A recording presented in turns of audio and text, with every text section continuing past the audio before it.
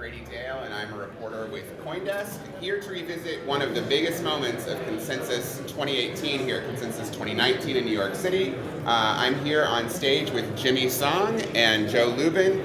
Jimmy, noted Bitcoin educator, former Bitcoin core developer. Joe Lubin, co-founder of Ethereum, co-founder of Consensys. There was a big event that happened last year, and that's what we're here at CoinDesk Live to revisit now and see if we can finally get finalized a year later. So, Joe, I'll let you start off. You made a proposal on stage just across the hallway from where we're standing now last year with Jimmy. What was that proposal?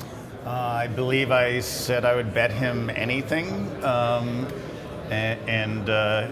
Jimmy's thesis was that there would be no significant applications on blockchain, and that the only thing relevant in blockchain was Bitcoin, and sort of leaning towards Bitcoin 1.0. I'm not sure what your position is these days on evolution on top of Bitcoin, but my thesis was that Bitcoin is awesome.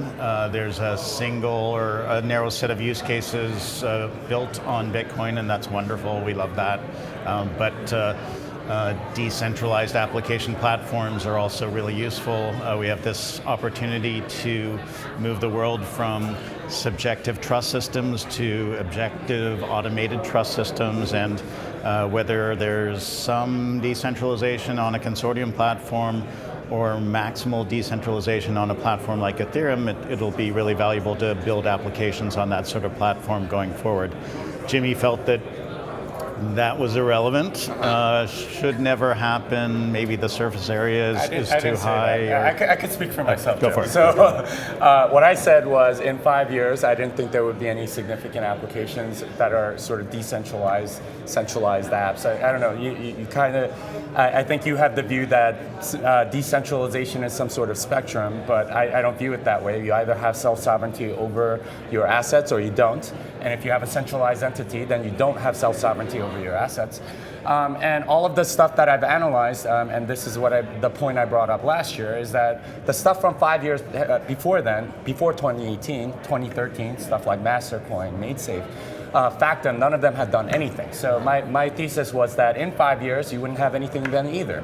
And I wrote an article last week about why blockchain isn't the answer for anything. And I made the case pretty clear. Even if by some miracle you have some popular DApp, you are going to be able to build it much cheaper, faster, more scalable, and more maintainable and more upgradable on a centralized platform and be able to crush that DApp.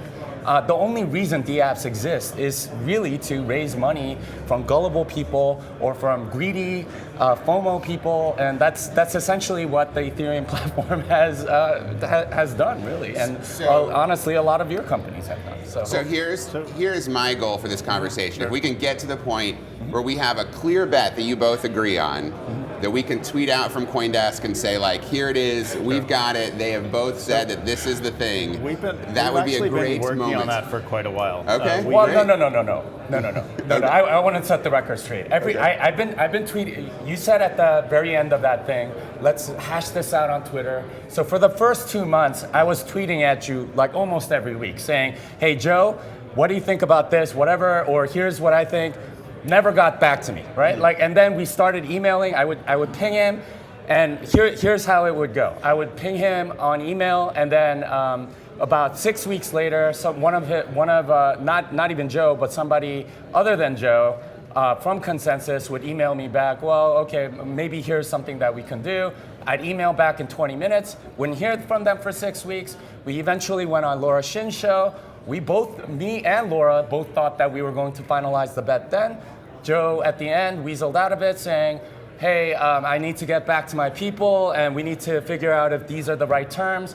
He's been doing this for the entire year. I just want to make that clear. It's not because we're like, we have to get the details right. It's because Joe hasn't been getting back to me anytime. I've been willing to settle the terms of the bet for a whole year, and my thesis at this point is Joe just doesn't want to bet, right? Like if he wanted something to happen, it would have happened a month later. And in fact, many people told me outside of this room, right? Like just you know, like talking to them about like Joe's body language and all that stuff. We're like, you know what? He's never gonna bet you. Anyone that says stuff like that and it has that kind of bravado is usually putting it on falsely. And I'm sad to say, I told them, you're probably wrong. I think Joe's going to bet. It's been a year. It hasn't happened. I don't think he's going to bet, even still. Sure. I'm going to guess you're gonna figure out a way to weasel out of it today too. So I will agree with you that the priority of getting this bet done has been much lower for me than it has been for you. But we do have a detailed document that we've been working on. We tried to bring in Henry Arslanian from PwC to oversee things. For reasons that I deemed perfectly acceptable. You weren't comfortable with that, so we had a meeting. No, it wasn't I who was uncomfortable with that. You wanted PwC to be the referee. I was fine with that. The problem was they didn't want it. They wanted me to donate my proceeds to charity, which I do not want to do. I want it to hurt for you. I don't want you to feel like you're donating to charity. I want it to hurt when you lose the bet. I want you to pay me. And that's something that they weren't willing to do. I'm comfortable with that. And so, you know, I proposed. We have another mediator proposed. Yeah. So I mean, I'm comfortable with. Yeah. Can we share his name or not yet? I mean, we haven't asked him, so okay. we shouldn't share his name. Sounds good. But so we have a time frame established for the bet. We have the amount of Ether versus Bitcoin established. This is all in a document that we've been in together. We have really, he just wrote it once, and I commented. He hasn't gotten back to me since then. That was 6 weeks ago. Right, we had a phone call with all of these people. We're doing it now. Yeah, and like, I don't know. My comments haven't been commented on, or whether or not the changes are acceptable or anything. Nobody said anything. And this was 6 weeks ago. 3 weeks before that, we had that phone call. At the end of the phone call, Joe goes, 7 days from now, I want to make progress on this bet. Nobody contacted me for 3 weeks. So yeah, I believe Tom has been talking with you, and he's found the discussions difficult. Well, so hold on, guys.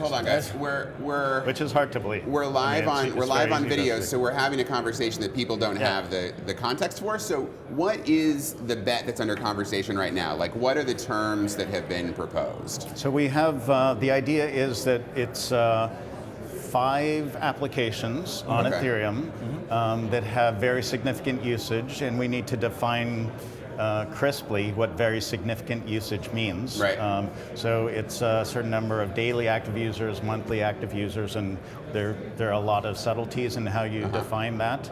And it's, what is it, 6 months over a span of 12 months? Okay, so we've defined 5 years the durations. From now, over a 12-month period. Yeah, and there have to be 5 different applications that have 10,000 daily active users, 100,000 monthly active users. Okay. And those numbers were chosen because that's sort of the minimum for a decently successful app on Android or iOS. Makes sense. And you know, Joe's saying stuff like, well, decentralized apps are going to disrupt Facebook. Facebook has 1 billion daily active users. Yeah. So this is a very minimal bar. He's saying very significant, but it's not. It's like the absolute minimum that you would need in order to say with any kind of, you know, but you're comfortable with this. 5 years from now, you hit that average per year. We've agreed on. Okay, cool. So one thing that we're still zeroing in on, and we're pretty close, I think, is so Jimmy doesn't want, to use your example, a cheap sticker store that takes Ether to be included in that sort of thing. Just a pure payment usage for something that was never Ethereum from the start. Okay. The way to architect an Ethereum application properly is to use the base trust layer, layer 1, usually, one good architecture, and then for a game or for an exchange or something like that, use a layer 2 technology like Plasma, where you link in that layer 2 technology into the base trust layer so that you get either all of the trust or most of the trust applied to that second layer. And so there are some criteria on those layer 2 solutions that Jimmy wants to apply. So yeah, I mean, Jimmy, this makes it tough. Like, it's hard to define away chunks of the use cases. Yeah, so we've been talking about it. Okay. And the things that we came up with on that phone call, I think it was like 2 months ago. Okay. Were okay. Well, it needs to cost something, right? To do the transaction. It can't be like completely free. Kind of like we want to prevent like the daily active user equivalent of wash trading on an exchange or something like that. So, we agreed that a daily active user is a single Ethereum address. So, I mean, Ethereum kind of makes that easy because it's a an thing you account. have to Is sign it in on fair to Ethereum. say that you were most worried that I would game the system, that I would try to create fake situations and given that you have a lot of money? portfolio Right. companies and so on. And so what we've been trying to do is figure out ways of defining how much a transaction costs so that it'd be too expensive for me to cheat, and so that's where some of the, so just to be clear, work has gone into. And it doesn't count as a daily active user unless you using this thing costs some level of ETH. There needs to be at least some gas spent, or you need to be like buying something. I mean, that's what a user on an Android phone is. I mean, like you. Well, it doesn't cost me anything to use an app on Android. That's why I'm asking. Like, it doesn't. I can go and use Facebook or Instagram. It doesn't cost me anything. So I guess. Yeah. Well, I mean, it does in a way because you're looking at their ads, right? Same for Ethereum. It's something. But there are ways of using the Ethereum platforms that I could interact with an application. I could log into that application with my decentralized identity. I could get significant benefit from that application where I'm not actually doing a monetary transaction. In fact, that's a lot of friction if you're requiring a daily active user to be. Well, I mean, a view only is fine. A view only doesn't really count, right? Because if you're just looking at it, it's kind of like looking at your portfolio. That's what I do on Facebook. Well, I don't do that on Facebook. Years ago, I've done that. Yeah. But we're still working on that aspect of the. I mean, I already made my comments. Again, you haven't responded in 6 weeks, so I mean, I don't know where it's. So we're working on it. If you're not it? responding to me. Well, Jimmy, how do you want to define it? So what do you want to limit the definition there? Well, so I already told you it has to cost something, right? Like and you can't. It has to be sort of like a blockchain that's replicated in some way, right? Like otherwise, it's not really decentralized in any way. If it's a centralized database. Doesn't really make sense. It's not decentralized in any way. So are you comfortable with that, Joe? Or like, what's your objection to that? So I'm not totally comfortable with every daily active user. Every time I interact with the application, I have to do a transaction that costs me something. Well, it has to be on chain. Something has to be. Something has to be on chain. So Jimmy's been pretty reasonable about defining what decentralized application is, that it could use layer 2 technology. So I think we can define how much value a user is getting as a daily active or a monthly active user, and not necessarily that it has to be a paid transaction every single time. It has to be some sort of on-chain thing. Well, let me ask you, so for example, right now, Dapper Labs just released a new wallet. I know you don't like the collectible cats, but it's anything that comes to mind. Dapper Labs just released a new wallet where they're covering the gas for people as they move things around. So would that still be okay with you if the company behind it is covering the gas? Yeah. I mean, he's been pretty reasonable. I'm fine with that. I mean, it obviously can't go on forever.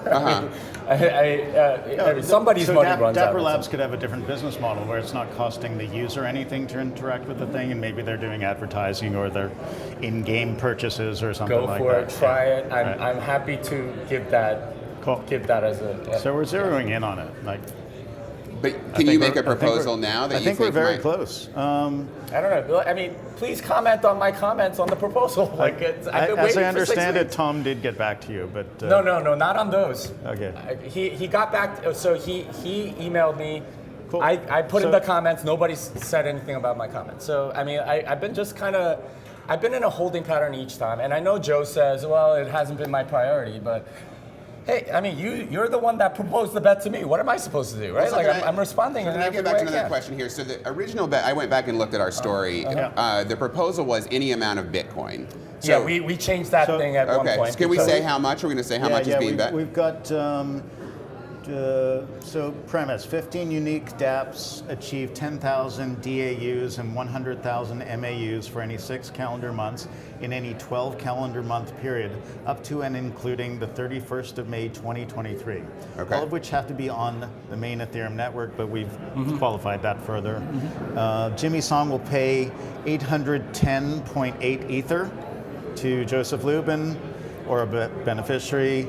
If this condition is not met, Joseph Lubin will pay Jimmy Song the amount of 69.74 Bitcoin. Okay. So that's some number, $700,000. Some number. I mean, it was weeks or months ago. And it's based on the price of Bitcoin at the time that we shook hands. Yeah, that's right. Yeah. That's right. And basically, we wanted a maximum pain bet. So if Joe's right, then presumably Ether will be much more valuable than Bitcoin. So I would have to pay him in Ether.